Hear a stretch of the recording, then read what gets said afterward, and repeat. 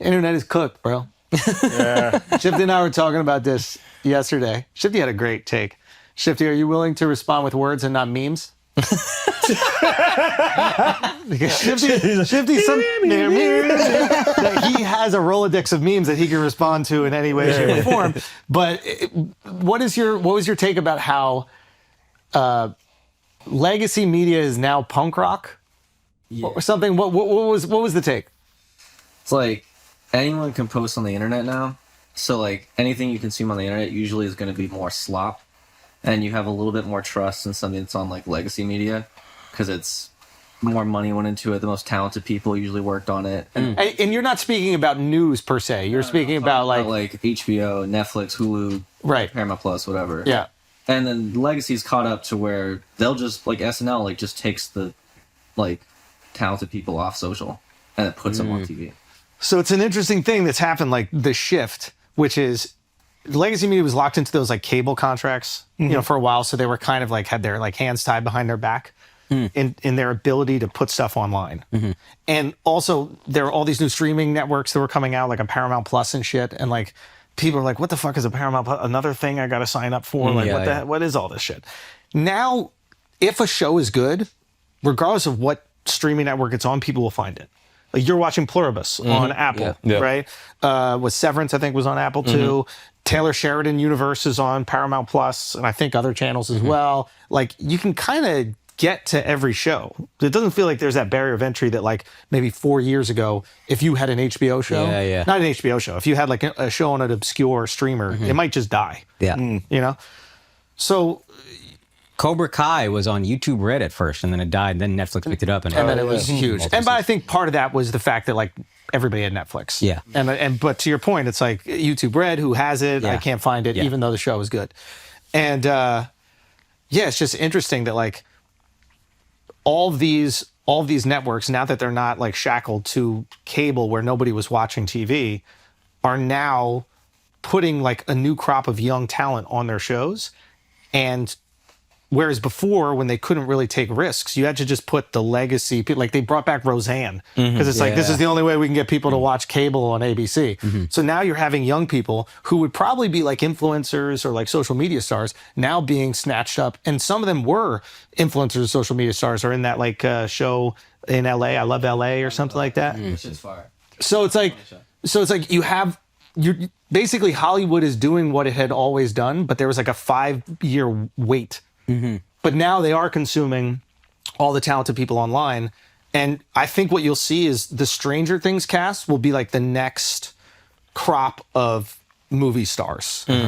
Who knows if it works, but I think like the guy who played Steve Harrington, like Joe Keeling, they're going to give him movies. He's going to get a few shots to blow. Like I wouldn't be surprised if he was in some Marvel shit. Right. Like, and I think that if you see young people that you're familiar with and you've built like these parasocial relationships with, maybe that is the impetus to go watch their shows or even maybe go to the movies.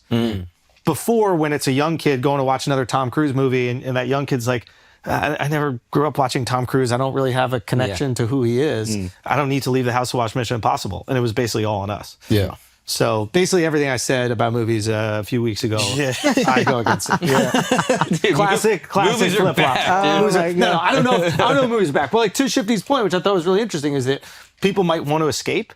And now networks are creating a lot of shows. They're like unshackled by any kind of like woke stuff that they're a little worried about. Like there's just like heartland shows, that don't feel like they have to meet any like diversity requirement, or they don't have to like police language. They'll just tell whatever fucking hillbilly story they want. People are finding it, they're flourishing, and then they've got like the coastal elite shows like the I Love LA, and I'm sure there's some shit in New York for HBO. And people are finding it. I don't know if you guys are feeling this, but it does feel like the consumption patterns are gravitating back towards network television a bit. By network, I mean like streaming. You think also maybe some of the writers' block or the writers' strike where there's like this big lag in content? That's a good... And now it's like they're catching up. Plus COVID. Yeah. Like both those things happening back to back. I think there was just a dearth of good streaming content. Yeah. And the explosion of like sort of non-centralized creator content that kind of shook up the industry. And then now we're kind of like regressing back to what that normal average is. So I don't know if people ever like stop watching TV. I think like it just took streamers time to kind of catch up with what the new paradigm is. Yeah. 100%. Or it could also be they're making TV dumber. And what was that Second watch, screen. second screen thing? Yeah, get that clip up from like a lot of it's that. Ben and Matt on. You know what was really great It's like- about seeing Ben on Rogan and like seeing Ben and Matt? It was like Ben played the dumb guy in Good Will Hunting, Yeah. and I think we assumed he was Yes. dumb. Yes. And it wasn't until 30 years later we watching him in a long length podcast and we're like, oh, this guy's fucking brilliant. Oh, they both went to Harvard? Yeah, they're both geniuses. What the fuck is going on? Because, yeah, Ben is speaking with like profound confidence about an industry that he knows incredibly well, obviously, but just like really great observations. Yo, how did that Marty Supreme movie do? Did it like? Without knowing anything, I would guess it did extremely well. It That's my did- feeling. So that means it's right. Exactly. Yeah, that's my reality. I choose It to believe. made a lot of money, which is really good for the film industry, and it showed that people got to movies. I don't know if it made, if it was profitable per se. Oh, okay. I was thinking maybe it was the opposite. Maybe it made money because it was low budget, and then it didn't gross a ton. No, I think they were really excited about Oh, okay. what it grossed. But again, it was an expensive movie to make. It was like that Leonardo DiCaprio movie. The what is it called? One Next Problem Battle After After Another. Another. Yeah. It's like that movie made a lot of money. It was just really expensive to make it. Yeah, to market it. So if Ping pong movie was expensive to make. yeah, I mean, Huge. yeah, Why? Like It's no CGI, no like what? What was expensive about it? I mean, cast and locations and like shooting in New York is probably expensive. Like Yeah. making everything reflect the time is probably expensive. yeah, costuming. Like Yeah. It also just Matt this Damon. Variety article says from yesterday. It's A24's highest grossing film at domestic box office with 80 million, beating out everything everywhere all at once. Oh wow, it did. Also, still didn't break even. Yeah, that's the thing. Is it like? Fair. But again, the fact that it's generating, I think, is a better indicator because you can always make films for less money. You can get actors to say, okay, instead of doing it for 20 million, I'll do it for 10. Like you can tell Leonardo DiCaprio nowadays, you can be like, listen, movies don't make what they did 10 years ago when we can give you $25 million and a piece at a box office. But if you're willing to do it for 10, I think that we can make a profitable movie. I'm just really surprised because the amount of marketing and like you were seeing the lead everywhere, the promotion that they did, I thought that movie was going to go. For this type of movie, I think that's exceptional. Yeah. Like it's a movie based on a story that nobody really knows or cares about. Brand new IP, which is awesome. Yeah. That they're pushing for something I new. mean, back in the day, our stars did that with That's brand new all there IP, was. and there was I think it was a different consumption patterns. Like I think we were willing to take chances on an obscure movie about poker. You know, Yeah. I mean, we watched what was that movie Rounders? called? Rounders. Yeah, you know, I and didn't even was, watch it in theaters, but yeah, it became this cult thing. Oh, it was awesome. It I was, caught it on Stars because there was no phone.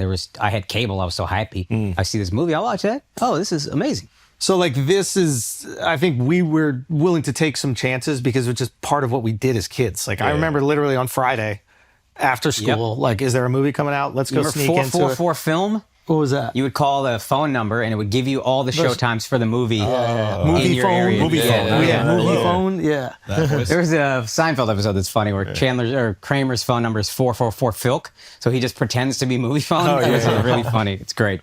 But Matt Damon also had the point in another clip where he said, like, also because people aren't buying home movies anymore, they just can't make as much because you would make X amount in theaters if the budget was this, and then it would get released on VHS or DVD or whatever, and then all these people would buy it, and then you'd make more money. but I thought you can purchase to stream it. But you're purchasing it instead of going to the theaters. You can rent it for $2.99, but you're not. Most people don't buy it. Like for remember when $10. people had DVD collections? Yeah. Do you remember Yeah. that? Like Remember Blu-ray? People being like, Blu-ray. yo, I'm going to get every Blu-ray. Yeah, Crazy. Yeah. There was a war. I thought HD, that shit- DVD. I I versus always Blu-ray. thought it was so dumb. I was like, I can't How tell the many quality times are you gonna difference. like Yeah. want to watch the same movie?